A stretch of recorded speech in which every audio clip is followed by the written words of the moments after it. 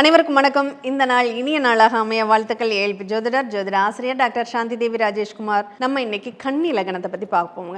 ஏன்னா ஒவ்வொரு லக்னத்திற்குமே ஒவ்வொரு இயல்புகள் உண்டு. கன்னி லக்னம் அப்படின்னாவே அவங்க எப்படி இருப்பாங்க? ரொம்ப சூப்பராக இருப்பாங்க, நல்ல டேலண்டாக இருப்பாங்க, ரொம்ப அறிவாளியாக இருப்பாங்க. அதே சமயம் தொழில்னு அவங்களுடைய தன்மைகள் அப்படிங்கிறது வேலை செஞ்சுக்கிட்டே இருக்கும். சும்மாவே இருக்க மாட்டாங்க அப்படின்றத எடுத்துக்கலாம். ஆனால் அவங்க தான் வாழ்க்கையில் ரொம்ப கஷ்டப்படக்கூடிய ஒரு தன்மைகளை ஏற்படுத்தக்கூடிய ஒரு காலகட்டங்கள் உண்டு அப்படின்னு சொல்லலாம். சரி, இதை இந்த லக்னத்தை மட்டுமே வச்சு நம்ம பலன்களை பார்த்துட முடியுமா அப்படின்னா நிச்சயமாக கிடையாது.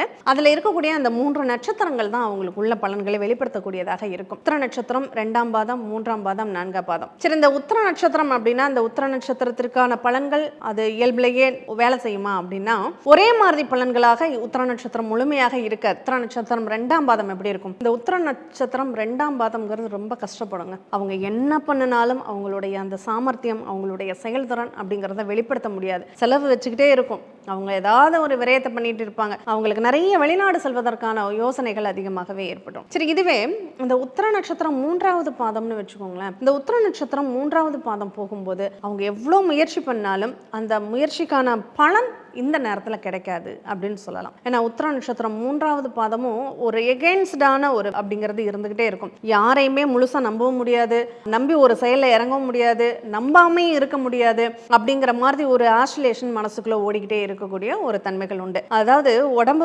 நல்லா வேலை செய்யணும்னு நினைக்கும், ஆனால் அங்கே மனசு ரொம்ப சோர்வாயிடும், டவுன் ஆயிடும். அந்த மாதிரியான ஒரு ஆசிலேஷன் இருக்கும் அப்படின்னு சொல்லலாம்.